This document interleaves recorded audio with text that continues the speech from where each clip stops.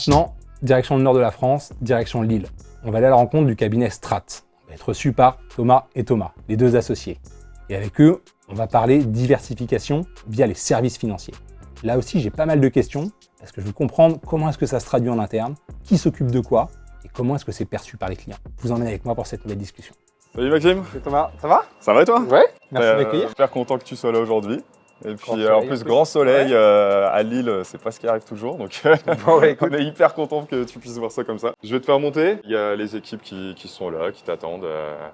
C'est parti, je te content suis. de t'accueillir. Merci. Bienvenue, toute l'équipe aussi qui est là. Bonjour à tous.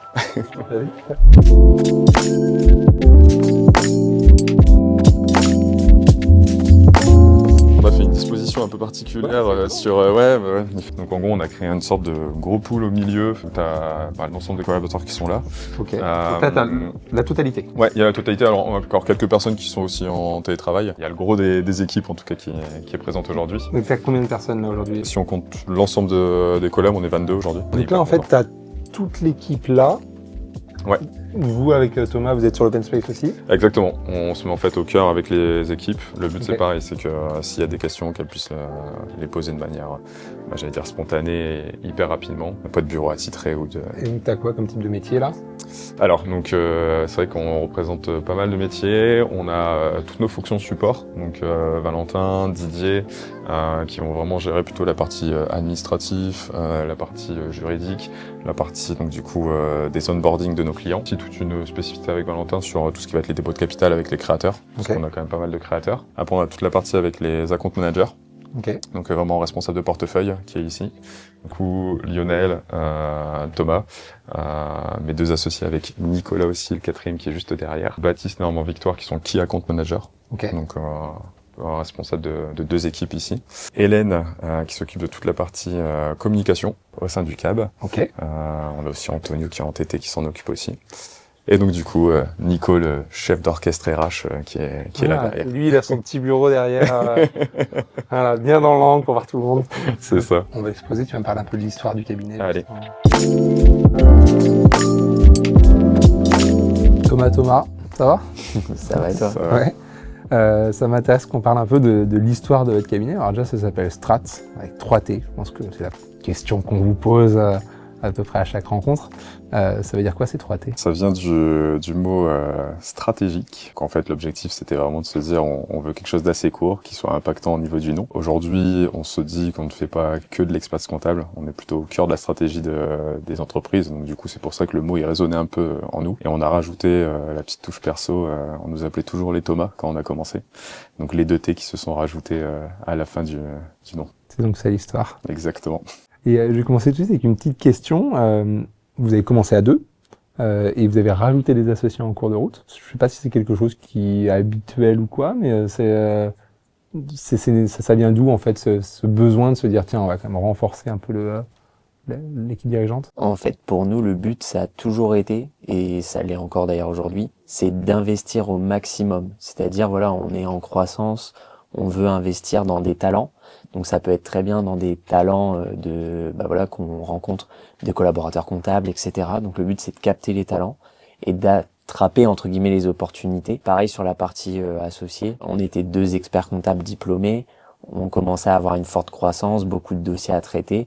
Et en fait, pour pas perdre de qualité, on se disait ça serait bien si on a l'occasion d'ajouter un nouvel expert comptable, mais quelqu'un qu'on connaît, en qui on a confiance, on sait la qualité du travail, on cherchait un talent.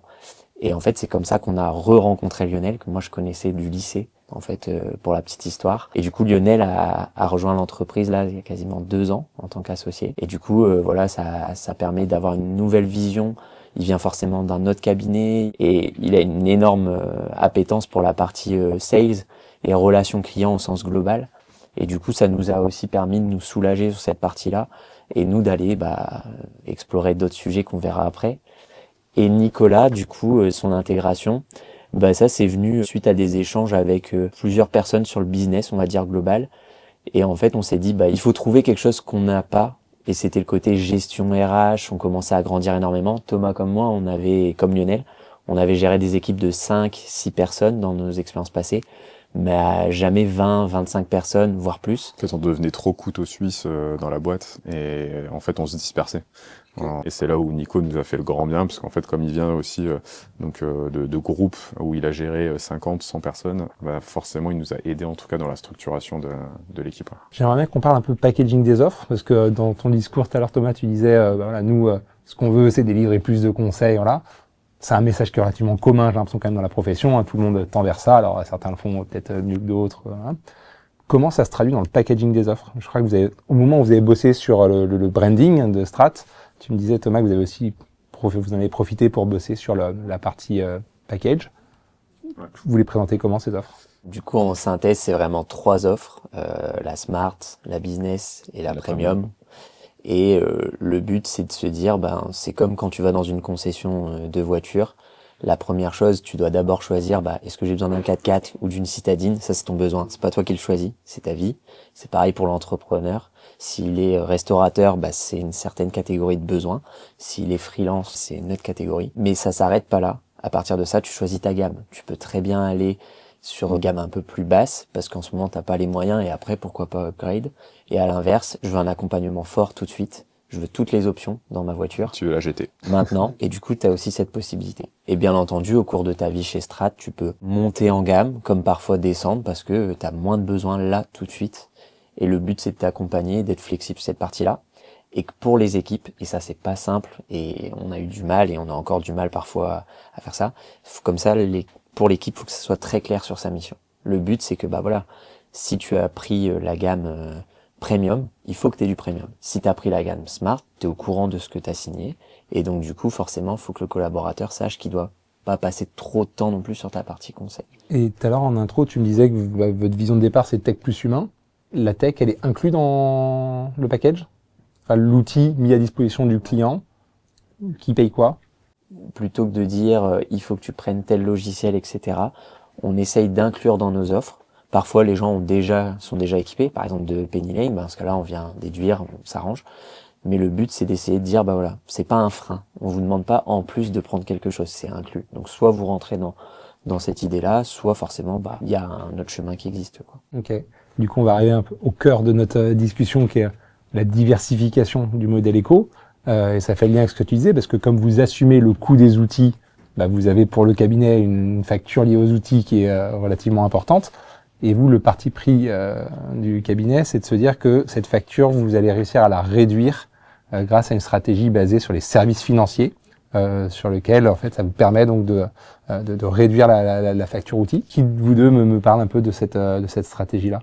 On a vite compris qu'avec des outils, donc comme Paynen et par exemple comme son compte pro, on peut avoir des services additionnels à proposer à nos clients, qui sont force de proposition, parce que pour eux, ça va les aider dans leur gestion. Ils vont avoir un outil en fait tout en un intégré. Donc on va pouvoir, pour des plus grosses boîtes, gérer les notes de frais de nos salariés. Pour des plus petites boîtes, ça va être justement de pouvoir faire du scan rapide, d'avoir des alertes, etc.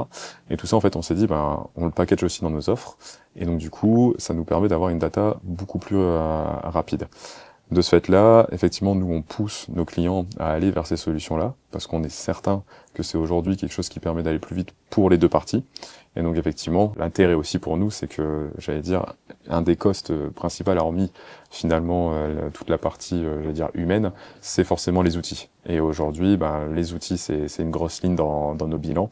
Et donc, si ça nous permet en plus de réduire cette facturation, c'est un gagnant-gagnant. Et pour être concret, en termes de chiffres, ça donne quoi? Aujourd'hui, sur une réduction de facture, je pense qu'aujourd'hui, on peut au moins partir sur du 20% de réduction de notre facture à minima.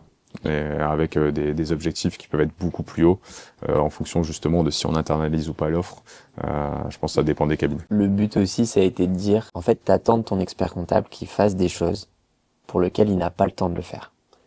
Très simple, on prend par exemple la partie bancaire là qu'on évoque, le compte pro. Forcément que de la part de ton expert comptable, t'attends qu'il te relance sur les pièces manquantes. Forcément que tu dois trouver en tant qu'expert comptable une solution parce qu'il a 15 salariés qui doivent faire des notes de frais. Forcément que, tu vois l'idée? Oui. Le but, ça a été de dire, ça avant l'expert comptable le faisait, ah ouais, les notes de frais, comment on va faire? Bon, je te donne un Excel, on fait ça, etc., on les met. Mais en fait, tout ça, il ne bénéficiait pas de cette partie-là, il ne facturait pas ce conseil-là, parce que c'est normal que tu mettes sur cette partie-là. Le but, c'est bien entendu de continuer à accompagner les gens sur cette partie, mais de se dire, il faut rémunérer ce temps-là. Et sur tout ce qu'on va aller diversifier, le but, c'est de dire que le client soit de mieux en mieux accompagné parce que tu as le temps de faire des audits sur tel ou tel sujet, mais que forcément, pour avoir ce temps, toi, il faut que tu aies un système de rémunération. Donc le client est mieux équipé, il est mieux conseillé, et pour autant, nous, on a le temps, parce qu'on a une rémunération, on a le temps de consacrer de l'énergie pour accompagner les clients sur ces sujets. Et alors concrètement, quand on parle de services financiers, on parle de compte pro, on parle de dépôt de capital, si on cartographie un peu le fonctionnement. On va avoir forcément le dépôt de capital. Pareil, le dépôt de capital, ça va régler plusieurs choses. Forcément que c'est un point d'entrée dans le compte pro. Ça veut dire que la personne sait déjà qu'elle va être sur Penny Lane. Elle sait déjà qu'elle va utiliser le compte pro pour tout ce qu'on s'est dit. Par exemple, elle a 15 salariés. Elle va prendre 15 salariés quand elle aura embauché. Et du coup, elle a besoin de carte bleue. Dès le début, on dit on peut passer par le compte pro pour l'ouverture du capital. Mais surtout aussi, ça permet d'avoir un meilleur échange. C'est pas de dire tu dois aller au crédit mutuel, faire signer ton attestation. C'est plus moderne, et donc ça correspond mieux à nos clients qui eux recherchent de la facilité. Je reçois un mail, je dois me filmer, c'est terminé, j'ai fait mon dépôt de capital. Donc c'est sur cette partie-là, le compte pro sur le courant. Après, on va avoir tout ce qui est placement financier.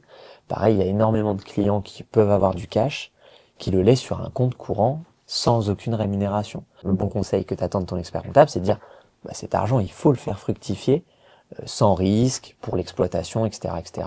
Bien, on fait un rendez-vous, on voit ensemble ce que tu as besoin. Donc il va y avoir aussi forcément cette partie-là. Et après, il y a des sujets annexes. La partie assurantielle, est-ce que ton bâtiment il est bien assuré? Oui, non. Est-ce qu'il faut pas faire un audit? Et dans ce cas-là, pourquoi pas passer par des partenaires à travers tout ça. Et c'est là où en gros on regroupe avec nos offres parce que plus en fait tu vas monter en gamme, plus on va proposer des audits. Thomas le parlait, que ce soit des audits sur ta protection sociale en tant que dirigeant ou ta protection collective aussi. Et donc en fait ça va permettre grâce à ces audits de détecter des besoins et après effectivement avec des partenaires qui nous entourent de proposer les bons produits et le bon service. Et c'est là où tu fais vraiment je pense un bon accompagnement pour ton client. Et alors en interne, en termes d'organisation et de compétences métiers, c'est quand même un truc assez nouveau parce que le collaborateur qui est au contact du client lui dit à un moment donné, tiens, tu vas te mettre à, entre guillemets, revendre du service financier pour offrir quelque chose de plus complet. Vous l'avez organisé comment ça, ce changement? Alors, le but déjà, c'est qu'on a les bonnes personnes. Donc ça nous aide beaucoup. Nos collaborateurs ont quand même plus tendance à comprendre que faut parler business avec le client plus que comptabilité. Donc à partir de ça, oui, nous on fait des formations sur tel ou tel sujet. Ça peut être par exemple le placement financier, ça peut être l'intéressement, la participation. Donc ce sont des choses techniques. Donc eux, ça leur permet d'augmenter leur capacité technique, on va dire, sur ces sujets-là, pour pouvoir flaguer quand ton client a un besoin. Et c'est juste d'identifier le besoin, de dire, mais en fait, il y a de la trésor, je pense qu'il y a quelque chose à faire. Est-ce que tu veux un rendez-vous avec l'expert comptable? On fait un rendez-vous à 3, le collaborateur et l'expert comptable. Et soit le sujet, il est géré, il est bien géré, on arrête là. Soit à la suite de ton audit, on trouve qu'il y a des choses à faire. Et qu'est-ce qu'on met en place? Quel est le plan d'action ensemble? Mais donc oui, ils sont formés techniquement. On essaye de former au maximum techniquement sur ces sujets un peu annexes, ce qui est pas toujours simple, en faisant venir aussi parfois des interlocuteurs, des conseils qui viennent des autres métiers justement, pour surtout interpeller. On ne demande pas qu'ils aillent jusqu'au bout de la mission, on demande surtout c'est de détecter, on va dire, quand il y a un sujet à débloquer sur une partie un peu annexe. Ça marche. Vous m'avez parlé donc de gens de vos équipes qui étaient vraiment en charge opérationnelle de cette partie conseil, services financiers, voilà. Ça m'intéresse de les rencontrer, de comprendre un peu à quoi ressemble leur quotidien.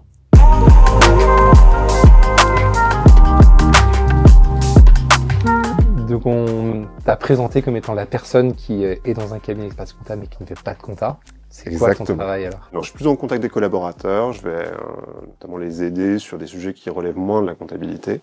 On pourra en parler notamment sur le compte pro.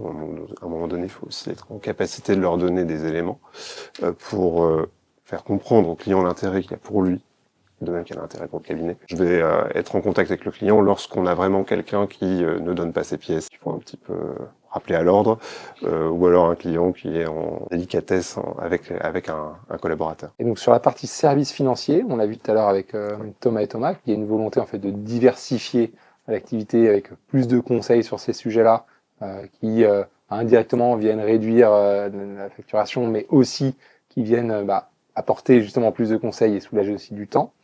Toi, le rôle que tu joues là-dessus, du coup, ça va être d'être un peu le lien entre cette vision et la rendre opérationnelle pour les équipes? Exactement.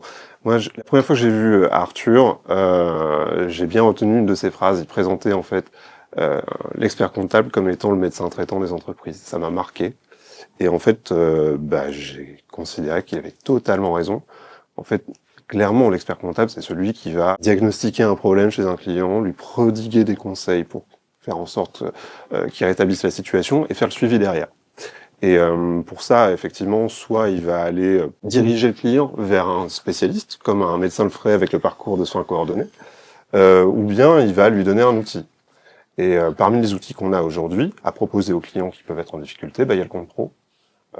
Clairement, aujourd'hui, le compte pro va permettre à un créateur d'entreprise pour qui chaque euro est important, de se doter d'un compte professionnel gratuit. On va avoir le cas du type qui a une phobie administrative, admettons. Donc c'est le fameux client, on est le 30 avril, qui nous a toujours pas donné ses pièces. Il y a 800 demandes comptables dans Penny Lane, et quand on l'appelle, on dit ça va, je suis large en fait. Celui-là, on va lui prodiguer le compte pro parce que forcément c'est le type qui ne connecte pas son compte bancaire, là il aura plus à s'en soucier. Et puis à chaque fois qu'il passera une transaction, on va dire avec sa carte bleue, il va avoir la petite notif qui va bien pour pousser le justificatif dans la compta. Troisième typologie de client, le dirigeant d'entreprise qui a une PME, qui a une flotte commerciale, il a 15 commerciaux avec des notes de frais dans tous les sens, il n'en peut plus, le compte pro va lui permettre effectivement de doter ses commerciaux d'une carte bancaire et on va considérablement lui faciliter la vie dans la gestion de ses notes de frais. Donc le parti pris, c'est vraiment que le conseil doit aller jusqu'à prodiguer les bons conseils sur les bons outils qui font gagner du temps aux collaborateurs. Et si ça fait gagner du temps aussi au cabinet, ça reste une bonne nouvelle parce que c'est ça aussi votre sujet. C'est ça, c'est gagnant-gagnant, tout le monde y gagne. On va dire clairement que le client y gagne, le collaborateur dans son quotidien de travail, parce qu'il faut penser aussi qualité de vie au travail. Clairement, relancer les clients pour avoir des pièces, c'est pas la partie du métier qu'ils préfèrent. Donc, si on peut aussi aider nos collaborateurs à avoir les bons outils, c'est top. Et puis, de fait, si tout se passe bien, il y a un cercle vertueux qui se met en place et ça profite aussi à la rentabilité du cabinet. Et alors, concrètement, comment est-ce que vous faites en sorte que vos collaborateurs soient bien informés sur ce qui peut être proposé à un client, justement sur la partie diagnostic? Donc, il y a le médecin, et puis après, il y a presque le pharmacien qui met les bons médicaments en face. Toi, quel rôle tu joues là-dessus pour faire en sorte que tout le monde soit bien au courant, bien équipé?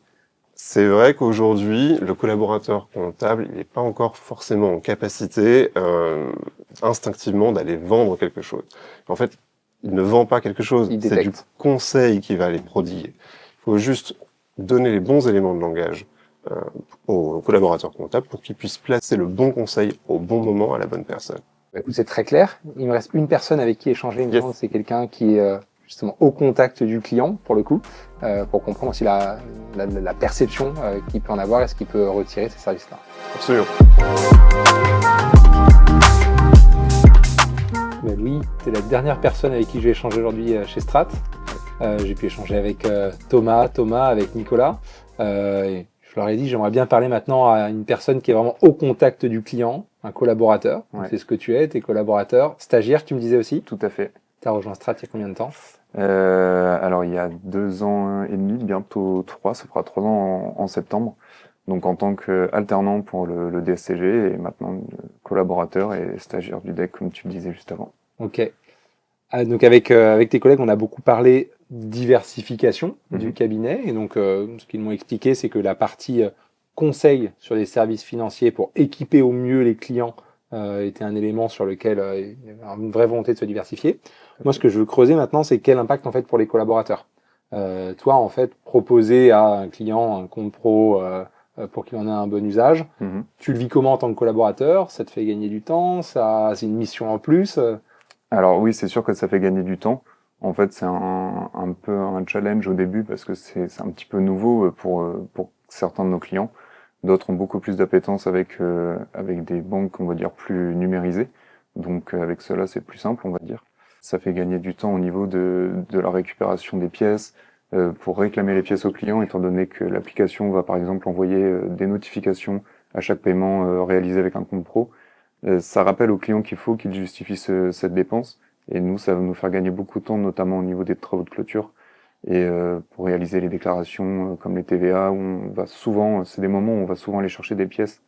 Réclamer les pièces aux clients, ça peut être très chronophage. Donc ça, c'est un élément qui est très appréciable. Au-delà de ça, on a accès à toute l'information, ça réduit le nombre d'interlocuteurs pour le client. Donc c'est très très intéressant comme outil et en effet, ça nous fait gagner du temps. C'est quoi les fonctionnalités qui plaisent beaucoup côté client quand tu dis que c'est toi qui présente ça au client?